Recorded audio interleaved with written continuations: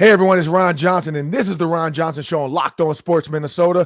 We have to talk about Bud Grant. He passed away. It's one of those things that, as people get older, this time is coming, but you're never really ready for it. And the fans, we're going to do our best to just shine light on Bud Grant's life. He wasn't just a football coach. We know that. But also, got to talk about Stefon Diggs. Stefon Diggs, even when Minnesota thinks they're done with Stefon Diggs, he finds a way to get back. It's like that toxic boyfriend you sometimes just can't let go of. And my boy Stefon Diggs got back in the Minnesota Vikings media again. We'll talk about that coming up next on the Ron Johnson Show. Locked On Sports Minnesota Podcasts. It's endless Minnesota Vikings talk with the diverse voices of your local experts. Now the Ron Johnson Show. On the field, in the broadcast booth, Ron Johnson is Minnesota sports. He's played with them, hung out with them, and grown up with all the big names in Minnesota sports. They're hanging out with Ron Johnson. It's the Ron Johnson Show on the Locked On Sports Minnesota podcast. And it starts now.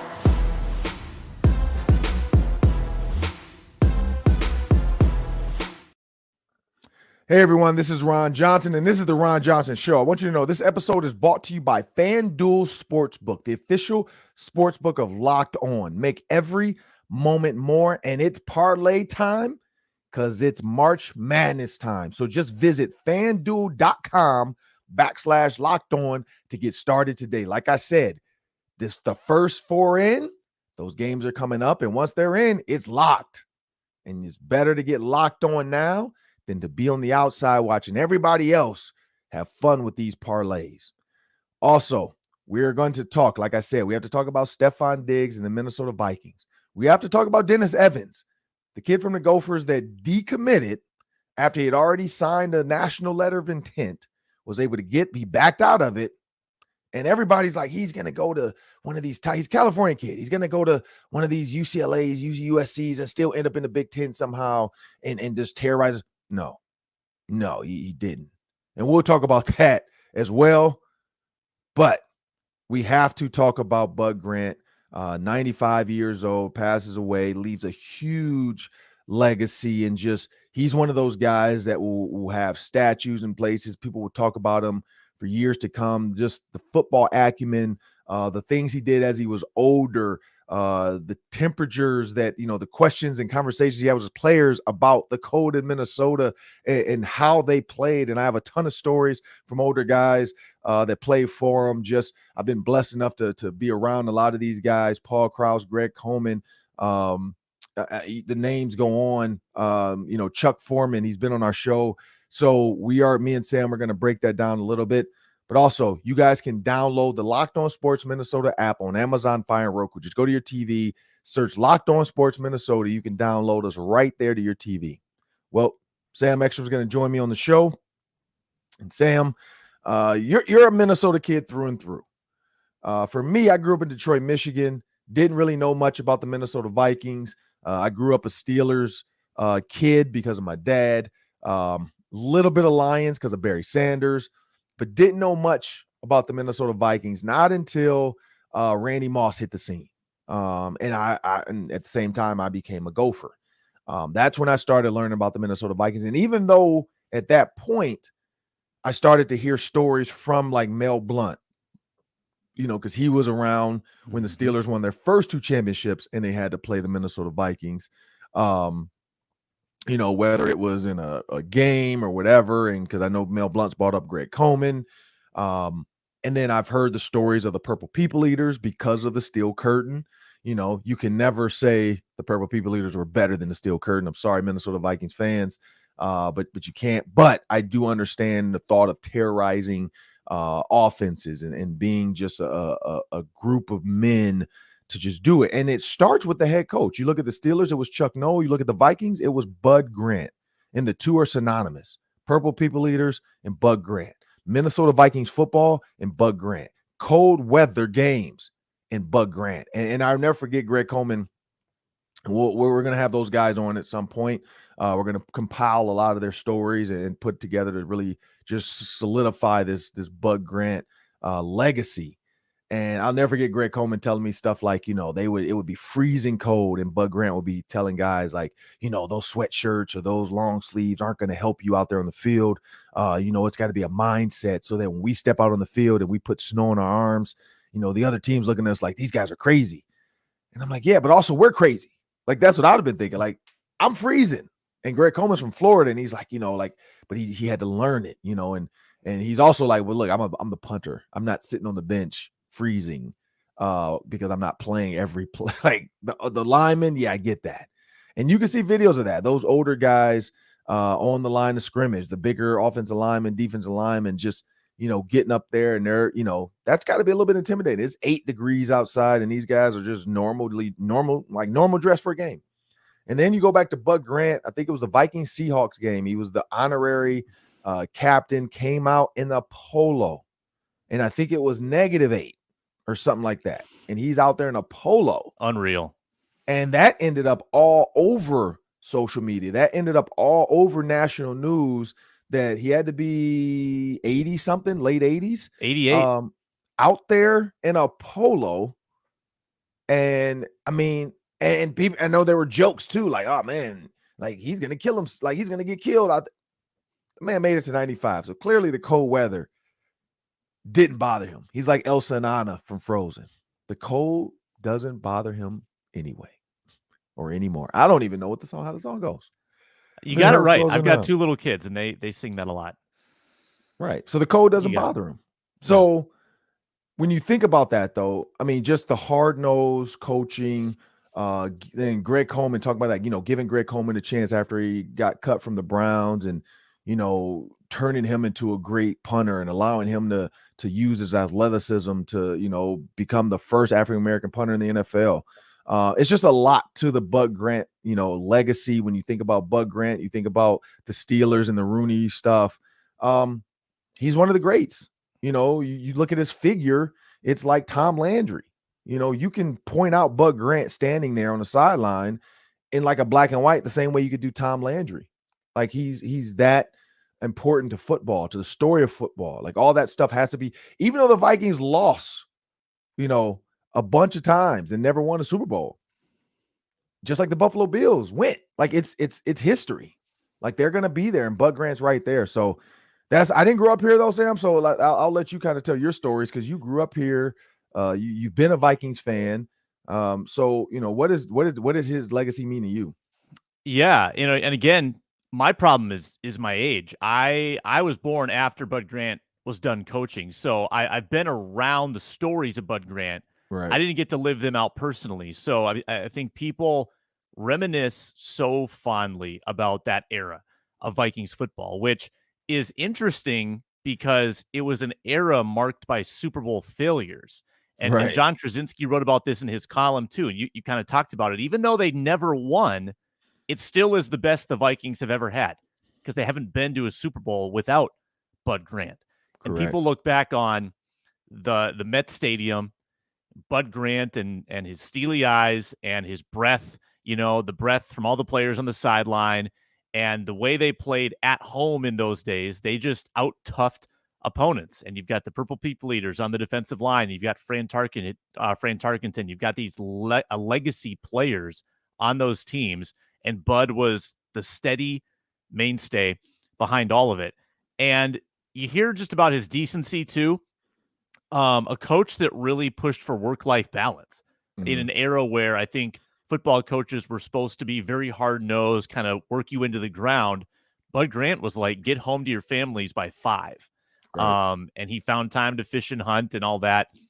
So kind of a coach who was thinking for the player in an era when it wasn't always about the player, which I think is cool.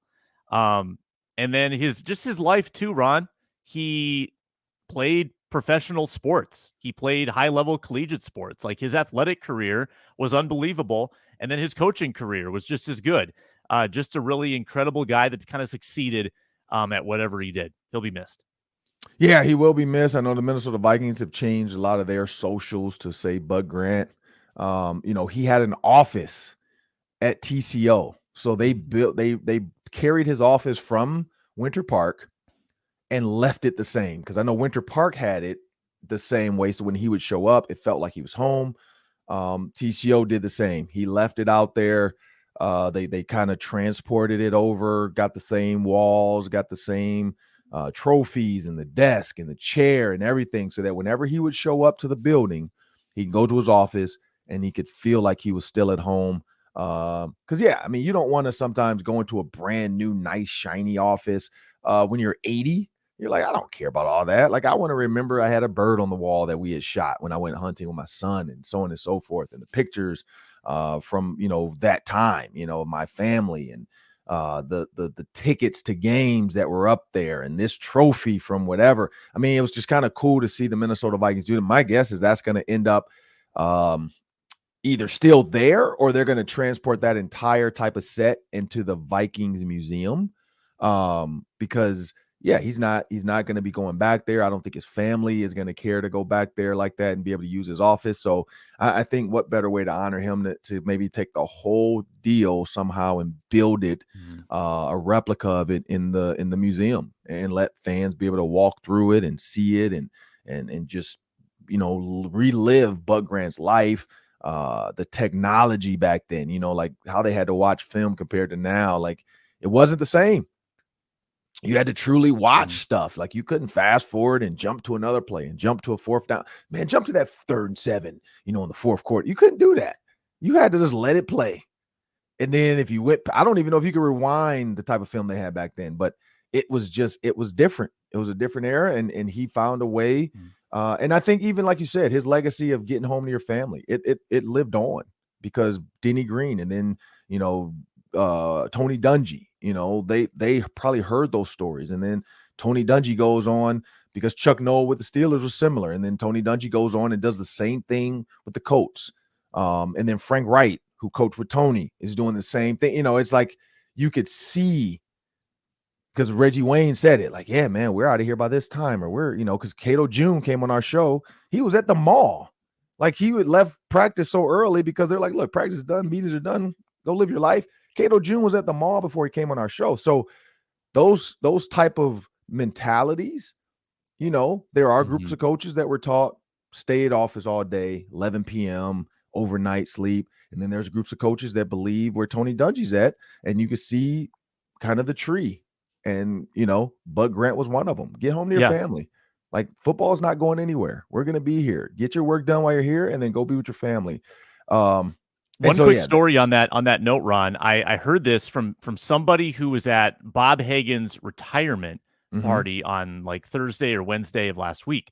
They talked about Bud, and Kevin O'Connell said that he met with Bud Grant every week, because Bud had the office. Bud has had the office since he retired. And remember, Bud Grant chose to retire in 1985. He wasn't even 60 yet. Right. A lot of coaches who had that much success would coach till they're 70, 75 years old. Correct. And Bud, work-life balance, he said, nope, I'm done with football. And he decided to retire young, but he got an office. That was part of the deal. And he had that office for all these years. And he met with Kevin O'Connell at age 95 every week last season. Like that, wow. That's some serious. Now, credit to O'Connell for like knowing who to talk to and trying to get wisdom from someone, from his elder. But then, for Grant to still be making it in to meet with the new head coach, that's how far into the future his influence lasted, even after he retired almost 4 decades ago. Yeah, I mean, I've always said that with older people. They've been where you're going. And so if you don't ask them, you really don't know. And I think that's smart. Like, whether it's has nothing to do with football, might have just been life and facility and players. Like, who knows what? Could have been marriage advice. But either way, they've been where we're going. So it never hurts to sit there. I think when I had, forgot who I had on the show, but I was talking about that, about how, with Tony, Javen Hunter, and I was talking about like Tony Dungy and having all those guys in my life, and Mel Blount, and how when I was in my 20s, I didn't care too much to hear their stories, because I heard them all the time. Lynn Swann, Mean Joe Green. But then, my dad passed away, being around those guys again, Mean Joe Green, hearing the Jack Lambert, Jack Ham stories, Mike Wagner showed up, hearing those stories. I'm like, man, like it's different. It hits different when you're in your 40s and you're older and you're going through the stuff they're talking about compared to when you're 20s and you think you know it all. Like when you're 21, 18, 19, 20, 21, I don't need to hear this. I know it all. And now, though, I love it. I love when I hear those stories, especially stories I had never heard. Like, I know there's probably tons out there. And so that's why I enjoy being around guys like Greg Coleman, Chuck Foreman, because they are where I'm headed. And so I love to hear the stories. And so I know Bud Grant had a ton, and Kevin O'Connell's a smart man. Like you gotta pick the brain of the older generation because we're doomed to repeat history if we don't learn from it. And I think that's part of it too. But we got to talk about Dennis Evans. We got to talk about this recruiting stuff within NCAA basketball because it's a little bit different than football, depending on who you are. And I'll explain why coming up next. And we have to talk about the Bracketology Challenge, good and bad, that we learned from the selection Sunday. As I thought Houston was going to get screwed. Houston did not actually get screwed. So they took care of number one. But you would think they would have hurt somebody else. It wasn't the team I thought. I thought one of the number ones was going to get it, and they didn't get it. But we'll talk about who did coming up next. But remember, Locked On Sports Minnesota is a partner with Care 11. Just check out care11.com/locked on for links to every one of our Locked On shows. We have a word from our sponsors. Today's show is fueled by FanDuel, the official sportsbook partner of Locked On. Sign up today if you're a new customer. Get a no-sweat first bet up to $1,000 back in bonus bets if your first bet doesn't win. Download the app.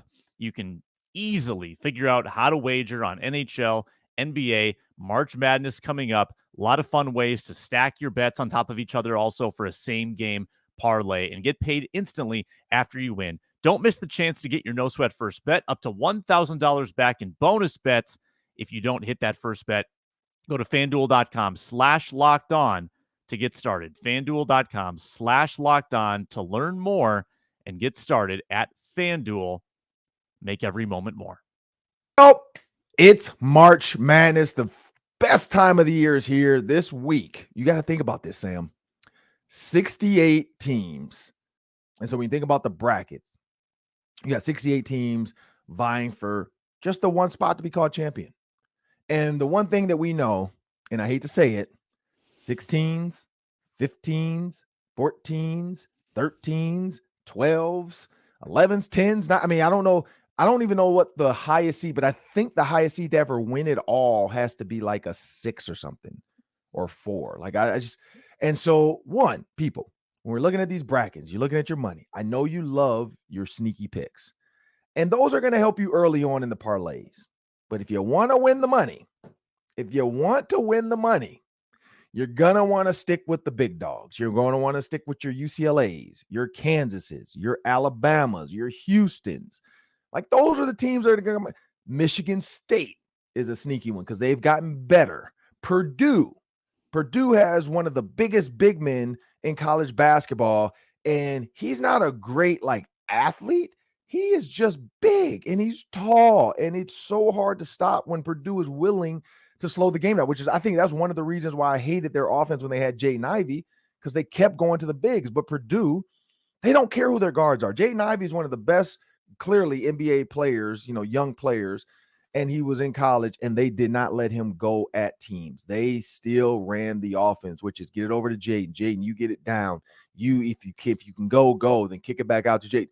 So Purdue's going to be Purdue. And so that's also another sneaky favorite to make the Elite Eight for sure, possibly the Final Four. When you think about Purdue, Michigan State, Duke now, silent secret team in there. Duke's not the Dukes of the old, but it's still Duke. And so they're another team that can get high. I don't think they're going to get to the Final Four or the Elite Eight personally, but that's where I'm looking. But I got to go UCLA, Purdue. You got Kansas, you got Alabama, you got Houston. Those 5 to me are probably going to round out like 2 or 3 of the Final Four. Sam, what do you think? So a lot of people, the brackets come out and they immediately fill it out, and they've got it done Sunday night. I slow play it. I want to see the first 4 games. I want to see if there's any injury news.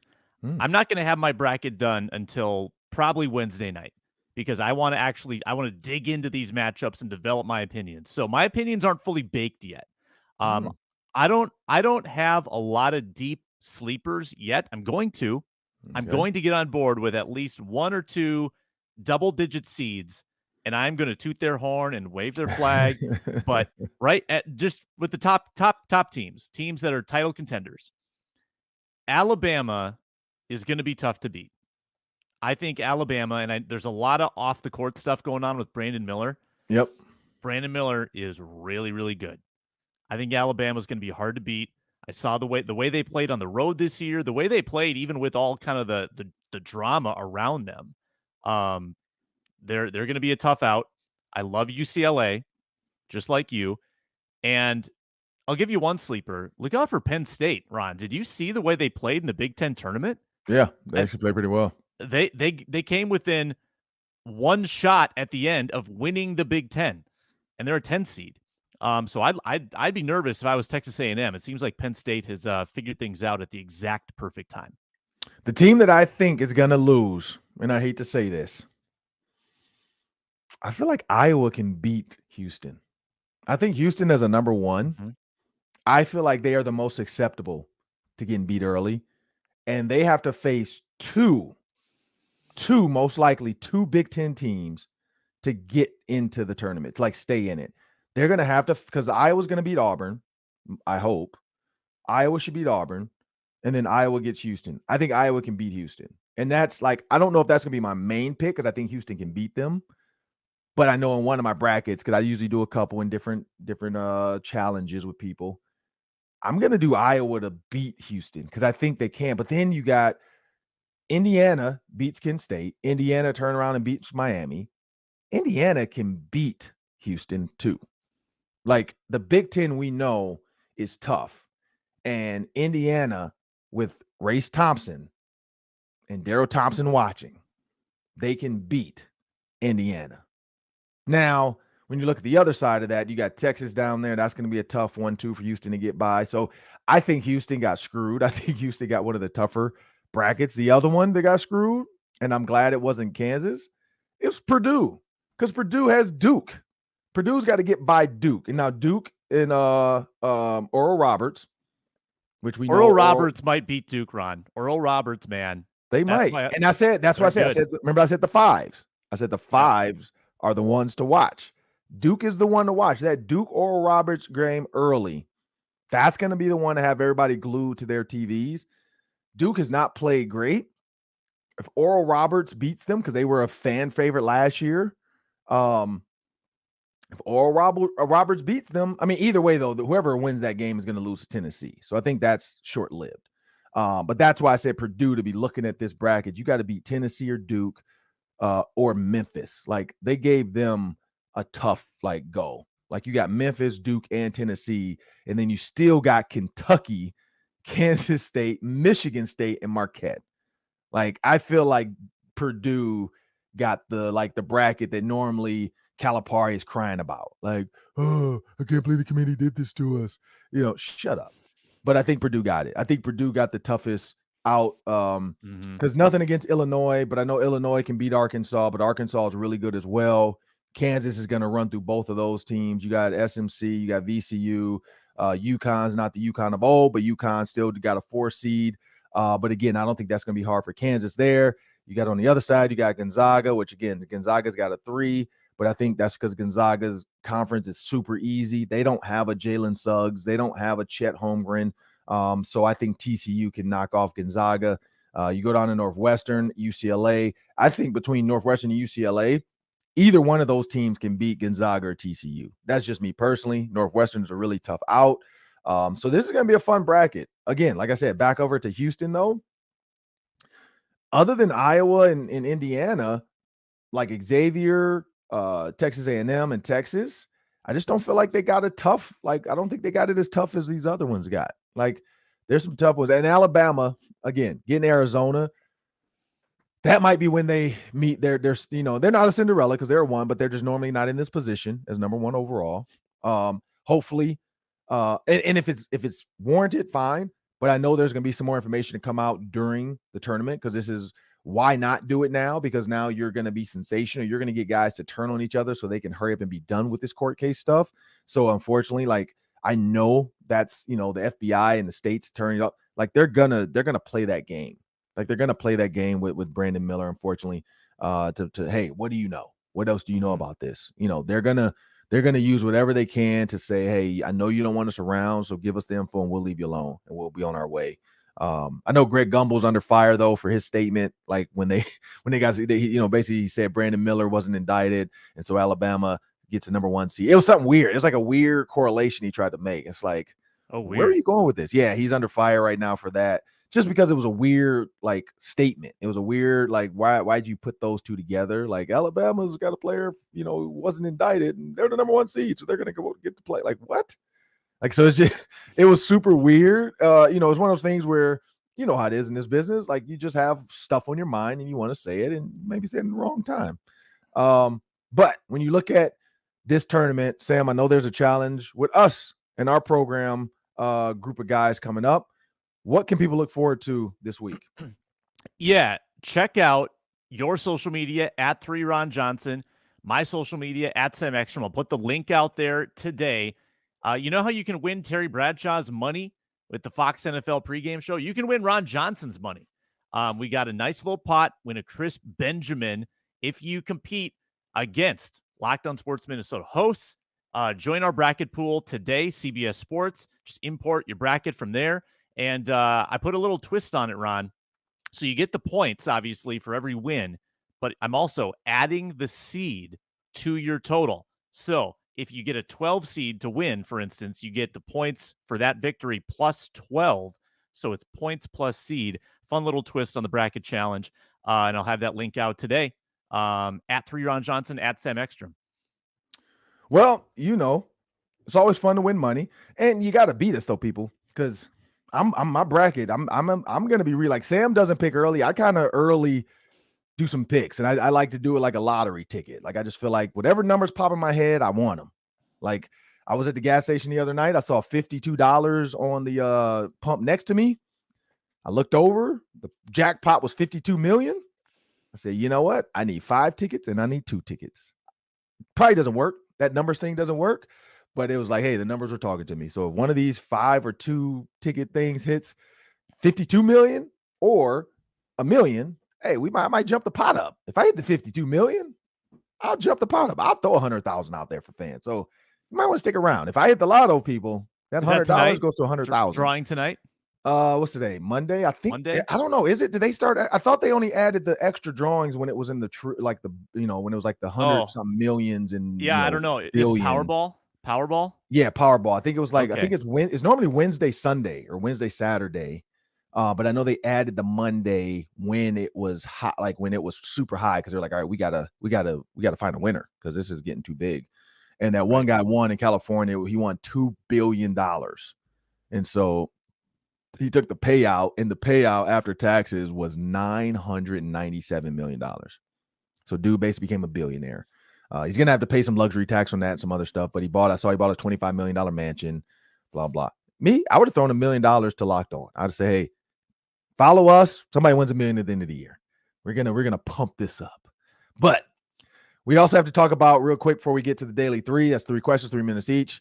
I did mention Stefon Diggs in the tease, people, so stick around. We're going to talk about Stefon Diggs in these Minnesota comments and just the fun guy Stefon is. And honestly, like I'm not even telling you what I think. I know where he's coming from, though. Like I know exactly where he's coming from. I think it's warranted, so we'll talk about that.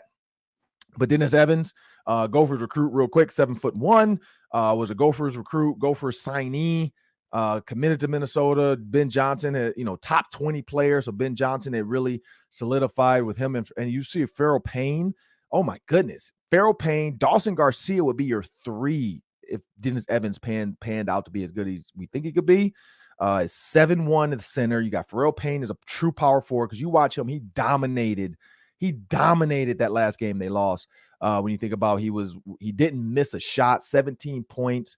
I mean, the kid was unstoppable. And then you got Dawson Garcia, who can be like one of the biggest 3 guards in basketball at 6'9", 6'10". could be your 3 because he could shoot it when he gets going. But now you put pressure on whoever the guard trying to guard. You go big and you put 3 bigs out there. You find you 2 guards that can go. And Ben Johnson could have. But now he decommitted and we're like, oh, or whatever. He wanted out of his national letter of intent. So, of course, everybody's like, man, who's coming after him? Is it USC? Is it UCLA? Is it Cal? Is it Oregon? Because all this NIL. Louisville. 4-28. He picked Louis. So it's not the Gophers were 9-22. They won a game in the Big Ten tournament. So it's not the Gophers because it's not the play. Because clearly play has nothing to do with his decision. It's not about going to a team that's really good. My guess is Louisville has had black eyes before in college basketball. And you can put steak on a black eye. You can ice it. You can let it rest. It doesn't matter. We still know it's there. We still know it's there. The coach might not be there, but the process and the people are still around. The person pulling the puppet strings, because Pitino kept saying that. He kept saying, look, I really don't have control over some of this stuff, which I truly believe now. So whoever that puppet master is, because we all seen the movie Blue Chips, except for Sam probably. Have you seen Blue Chips, Sam? Nope. Oh, my God. In the heart of recruiting, that's still going on at Louisville somewhere. Somebody's controlling how players decide what school they go to. And, they're like, look, man, top 20 guy, we're Louisville. We weren't far off. We just need a couple players to get back to we won a national championship. We were great. So it is what it is. It's not a better city, in my opinion, than Minneapolis. It's not it's way more stuff to do here. Now the weather, that could be part of it. I don't know if he's been watching our weather lately because it is horrible. It's going to snow again on Friday. What the heck is going on? But it is what it is. I don't know, Sam. What are your thoughts on that? This is all I have to say. That's what this is all about. That's how it reminds me of the Dave Chappelle, which you probably don't remember that, but Dave Chappelle, that was his outro for his production company. And it would be his voice in the back to my, I'm rich, man. So. But that was his thing. Oh yeah, that was the Dave Chappelle thing. And then he it was him voiced over. I forgot what the name of his production company though. Probably still has it, but yeah, it was at the end of the Chappelle show that would always go. So yeah, but it's money. We know it's money. It is what it is. We'll see what happens. A lot of people weren't sold at even because people get these top listings and then they go and play and they're never as good as people say they are. So they can say he was a top 20 player. Do we really know? We don't know. We'll find out. Maybe he becomes the best big man ever, and then Gopher fans are going to find another reason to hate and say we're cursed and we never can get good things. We'll see. Or maybe he goes there, does absolutely nothing, scores 2 points a season and averages 2 points a game, and then people are like, see, we didn't need him anyway. And Pharrell Payne ends up being a great and goes to the NBA, and we can look back on that and be like, man, look, Pharrell Payne, Dawson Garcia, all these guys are in the NBA. They end up turning it around the next year because they realize how to win. Boom. Doesn't matter. But, of course, we got the Daily 3 coming up next. That's 3 questions, 3 minutes each. But remember, you can check out the Minnesota Football Party 4 days a week from Monday to Thursday. Get your Vikings fix with Aretha Hassan, Luke Inman, Luke Bryan, and Sam Ekstrom on Locked On Sports Minnesota. And we have a word from our sponsors. Thanks, Ron. An exciting contest from Built. The Built March Madness bracket is here. We know you have a favorite bar or puff. Now is your time to make it count. Go to BuiltMarchMadness.com to vote for your favorites. I'll be voting for the cookie bar puff. And if you want your team to win, you'll be voting for that bar too. Support your team, support your bar or puff. And when you vote for your favorite bar or puff, you'll be entered into a drawing where 50 lucky Locked On listeners will get a free box of Built. Not only that, but a Locked On fan will win a 12-month subscription to Built to have Built's best bars or puffs delivered monthly straight to your door. You got to try Built. Built, the best protein bar ever. They're so amazing, you won't think they're good for you. What makes Built bar and puffs so good?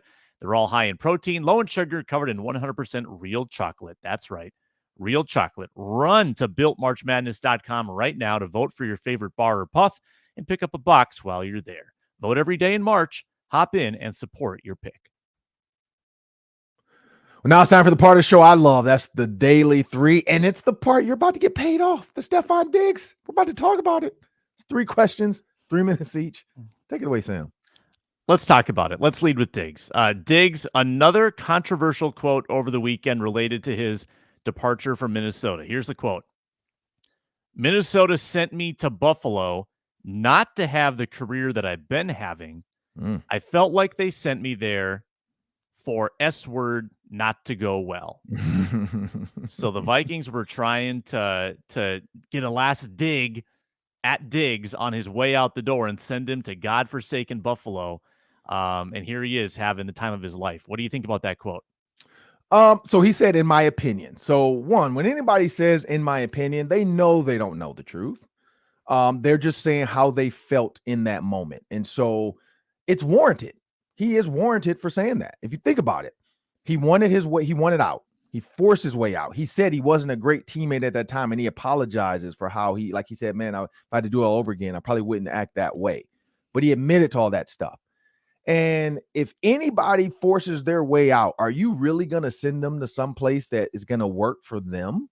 No, you're taking the best option for you.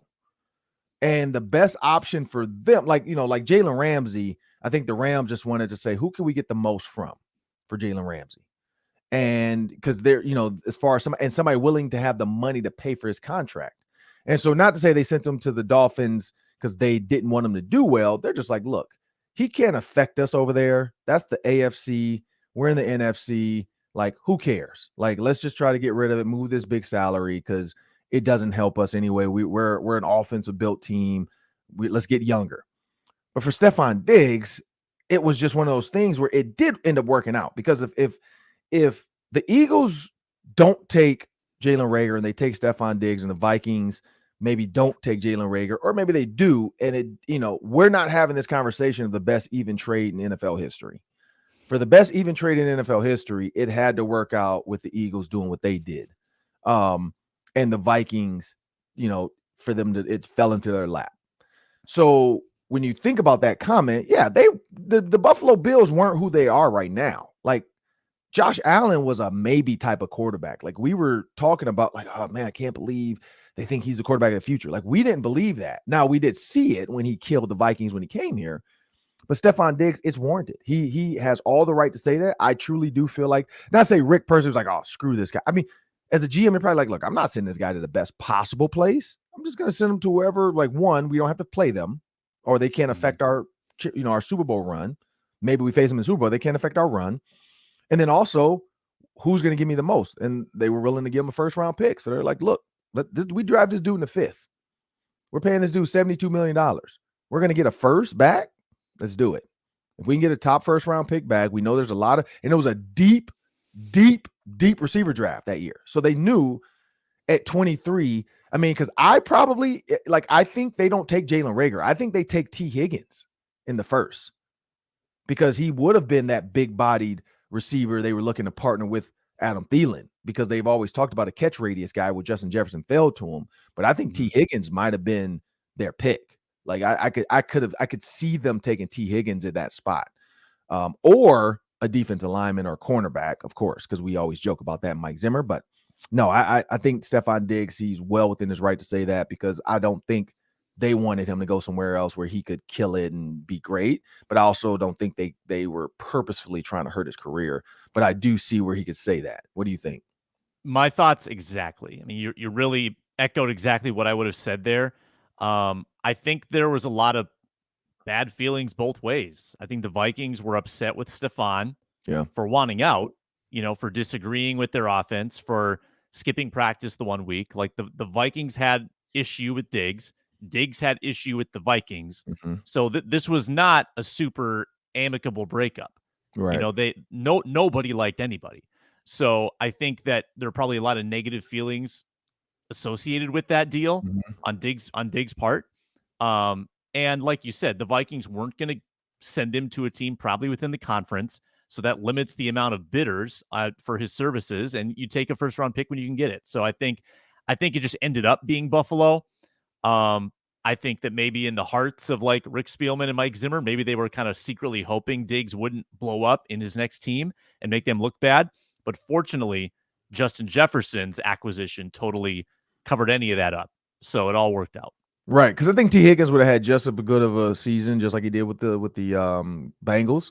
And so you think about T. Higgins with Kirk Cousins and Adam Thielen. I think that still would have worked out. I don't think Adam Thielen gets overshadowed by T. Higgins, though. Now, of course, injury, we who knows what happens, because Adam Thielen was banged up a little bit. But I definitely could see, when you think about that, I mean, I think KJ Osborne still ends up where he ends up. But I could see T. Higgins being kind of the guy, because now people are saying T. Higgins could be the guy somewhere else and not be behind Jamar Chase. But if I'm him, I'm like, look, John Taylor and what's his name, Jerry Rice, Lynn Swann and John Stallworth, like, hey, I don't need to be Batman. I'm balling, and we're in the AFC Championship a lot, so I'm good, and I think that's where T. Higgins is too. What you got next? Yeah, so this broke Friday after our roundtable show. We haven't talked about it yet. Cam Dantzler waived, the fourth-year corner. I think a lot of people expected him to compete for the job for sure in the final year of his contract. He's waived. Vikings save a couple million in salary cap space. Your thoughts? One, injury. Can he stay on the field? I think that's part of it. Brian Flores also probably has watched Cam Dantzler. They probably watch film on a lot of guys, decide who to keep and who to let go. They probably just don't feel like he's a physical enough cornerback to fit the system he wants to run. He needs corners. They're going to fit his system. And that's the key. What they drafted were guys that possibly could fit Mike Zimmer's system. And so that's what we have to remember. It has nothing to do personally probably with Cam Dantzler's ability. It's just about scheme and fit. It's like if I'm an offensive coordinator and I run an offense that needs a guy like Cooper Kupp, I can't sit around and draft these 6'6" receivers, because it is not going to fit the routes and the scheme that I want to run. Vice versa.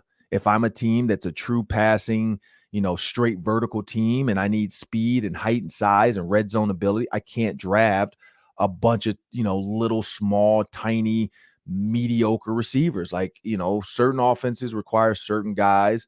A lot of more teams now are going with like hybrid 6 feet guys like Justin Jefferson, AJ Brown, Deebo Samuel, where it's like, look, these guys can play outside, they can play inside, they can play a slot, like Cooper Kupp. I can move around, I can be in different spots. The Devontae Adams, like that's what is, DeAndre Hopkins. You're seeing more and more of these hybrid type of receivers. So getting rid of Cam Dantzler, I just think it was one, like you said, freed up money, but also like, can he stay healthy? Clearly, they must like the Caleb Evans. They feel like he's going to be back. I mean, we know he had a bunch of concussions. He had some other mental health stuff just because, being away from the game can, early on as a young career, that can hurt you. So I think that was more of it. And because people are like, oh, they buried the lead. Like, there's no lead there. There was nothing there. Like, it was, a guy that didn't stay on the field a bunch. People question if what's his name, Caleb Evans or even Andrew Booth Jr. should be playing in front of him. Andrew Booth Jr. is going to come back healthy, hopefully. Hopefully this is not a lingering, situation where every year he's hurt. Every year we're sitting around wondering when he's going to ever play, because that's a waste of an early pick. But yeah, the Cam Dantzler thing, I just think it was more of scheme and fit. What do you think? I'm a little worried it's a Mike Hughes situation, because remember, the Vikings gave away Mike Hughes for basically nothing in the last year of his deal. They really could have used him. Because they had injuries that year and they had no depth. And Mike Hughes ended up playing pretty well. I think it was for Kansas City at his next stop. I just don't know if the Vikings have the luxury of trading away still a young player, or not even trading, cutting a young player to save not that much cap space. It's some, but it's not like $10 million. So I question it a little bit. But Dantzler has also lost competitions to Bashaud Breeland and Duke Shelley. Like, that, clearly there's something there that just doesn't click with coaching staffs. So I think I do understand that he might not be, viewed in the most favorable light. Yeah, I will say the one thing about Mike Hughes, remember the Lions game, like, he was the reason why the Lions lost in one of those plays. He got lost in the sauce and got beat. But yes, Mike Hughes definitely did play well with Kansas City. He could have been a good glue guy for the Vikings, good piece of that puzzle, punt returner. We know he was a good punt return, kick returner. Even though I think KJ Osborne ended up working out, and then they ended up getting Jalen Reagor eventually as a punt returner. But that was the big thing, is like when they got rid of Mike Hughes, they tried Chad Beebe, then KJ Osborne was kind of shaky back there. So there was a lot of that interim where you're like, well, Mike Hughes could have been your guy back there. Like he ended up getting healthy. He ended up being fine and playing well. And he's still playing well for the Lions. Like he played well for the Lions. We saw the Lions end up becoming the second best team in the NFC North. And they're the team now everybody could be the favorite. Like depending on how this draft goes, because they got picks, the Lions could be the favorite. But what's the last one? What you got? Yeah, little T-Wolves. Another bad loss on Saturday night against Friday night against the Nets. Naz Reid, well, first of all, they blow a lead. Bad third quarter. They climb back. Naz Reid sends it to overtime, 3-pointer at the buzzer. Awesome moment. But then they lose an OT. Mike Conley might have gotten fouled in the final play. Doesn't matter. T-Wolves lose. They're at 500. They're a game from being out of the playoffs entirely. Just out of the play-in, out of the playoffs. Were we naive to think that this team could make a playoff run now that they might not even make it in? Yeah, you're right. They're a game away from the 13th seed. One game from the 13th seed.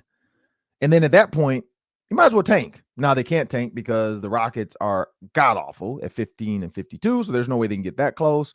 Spurs are 17-50. They can't get that close. So they're basically stuck in that weird, like, do you want to finish 13th or do you want to finish 12th? Like, does either matter? It probably doesn't. Now, it could move you up in the draft board a little bit. Is there anybody out there that you can probably get that could help you? Or do you go make a run because at least now you can say we made the playoffs again, where we're getting more games in. But yeah, I think we're a little naive. I truly do. I don't feel like this is a team right now because you don't know what's going to happen with Cat, if he's going to come back and the team's not going to gel well. The Lakers are interesting too because I think they're like 4-2 or something like that since LeBron's been out in that 6-game stretch. So, do they get affected when LeBron's back towards this down the stretch, like with an ankle like that, wearing the boot, he's probably going to be back at some point, tape it up, get ready to go. I don't know. But I do feel a little naive. I do. But again, I don't want to be reactive. I don't want this to react because we're like, oh, they keep losing these games. When you look at who they have left, you look at the games they have left. Like, again, the Nets, they lost, but they have the Hawks. We'll see today, 6:30 p.m. How does that look? They have the Celtics on Wednesday. So we'll get a look at that. And then they got the Bulls on Friday. So this week, and then they got the Raptors back-to-back Friday, Saturday games on that Saturday in Toronto. They go from Chicago to Toronto overnight, and then they go play them at 6 p.m. So we'll see.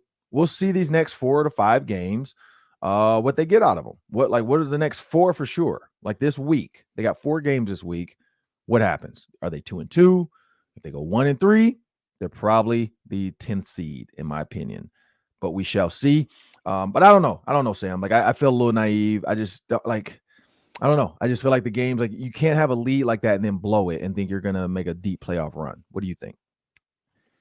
Yeah, the Timberwolves have shot themselves in the foot so many times. They could easily have 40 wins. Yep. If they had just beaten the worst teams in the NBA. They could be a 2 seed easily.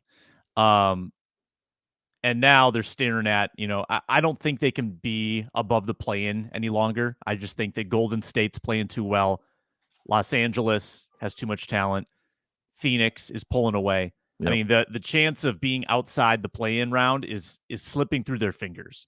True. And they deserve that because they've been unable to beat the bottom of the barrel teams. That's just inexcusable for a team that has legitimate aspirations.